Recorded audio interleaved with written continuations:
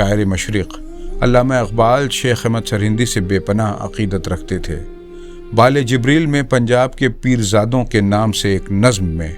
اقبال نے اپنی عقیدت کا اظہار کچھ اس طرح کیا ہے: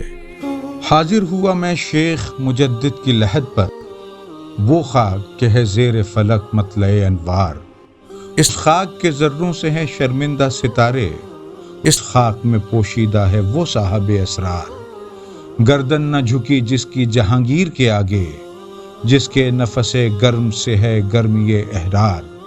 وہ ہند میں سرمایہ ملت کا نگہباں،